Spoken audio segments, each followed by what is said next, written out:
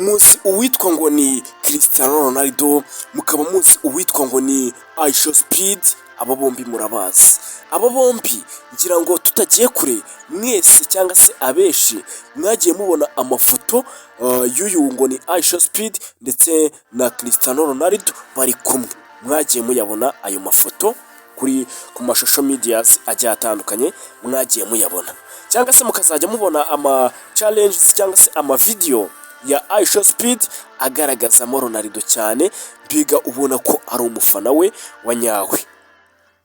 Gusa muri iki kiganiro tugiye kurebera hamwe ibintu bitanu byatumye uyu Cristiano Ronaldo yiyumvamo uwitwa Ishowspeed, cyangwa se afata Ishowspeed akamugira inshuti ye, mbega ugasanga ari no kumushyigikira, akajya atera n'amakomenti ku ma video cyangwa se ku ma streaming ya Ishowspeed.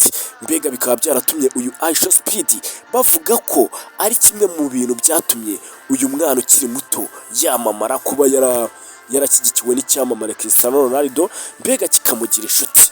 Reka twinjire mu kiganiro, ariko tutarinjira mu kiganiro fata isegonda rimwe ubanza ukanda subscribe hasi aho ngaho, sigaye dukomeze. Ndaje twinjira mu kiganiro, banza ukanda subscribe. Ubundi bavuga ko uyu Cristiano Ronaldo ari mu bantu batumye uyu muhungu ukiri mutoya witwa Ishowspeed ufite imyaka 21 yamamara mu buryo butangaje, cyangwa se yamamara ku isi hose. Tugiye kureba zimwe mu mpamvu eshanu zatumye uyu Cristiano Ronaldo yemera cyangwa se afata uyu Ishowspeed akamugira inshuti ye, ndetse bakavuga ko anamushyigikira. Tugiye kureba impamvu ya mbere. Impamvu ya mbere yatumye uyu Ronaldo akunda uwitwa Ishowspeed ngo nuko afata Ishowspeed nk'imbaraga cyangwa se nk'ubufasha bwa nyabwo.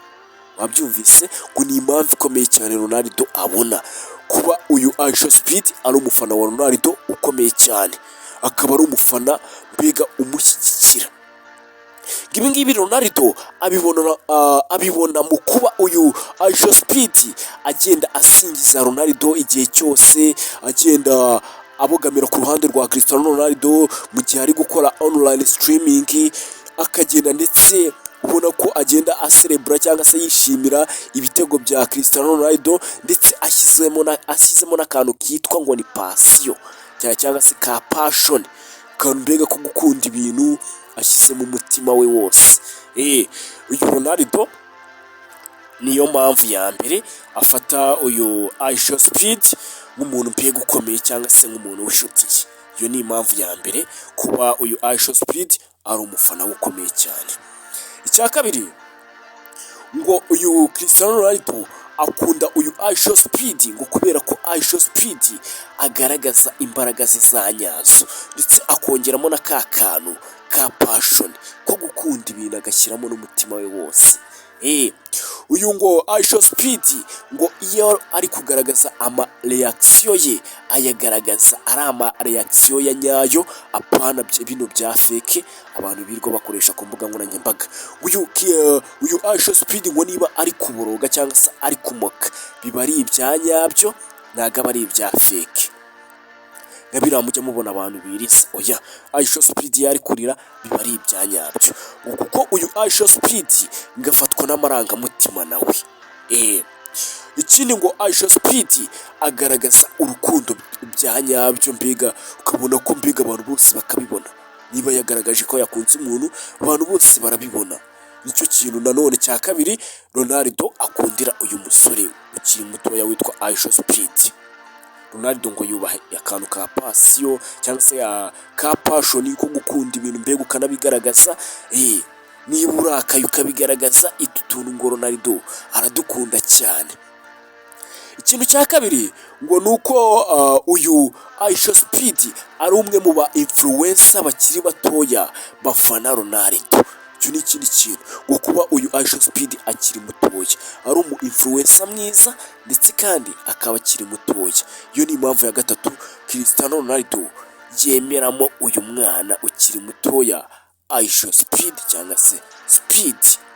Ibi ngibi ngo bituma uyu Ronaldo amenya ko Ishowspeed kuba akiri mutoya anamufana, agenda ashishikariza n'urundi rubyiruko rumukurikira kuba bafana Ronaldo, nyine bigatuma Ronaldo noneho kwamamara kwe bitarangira.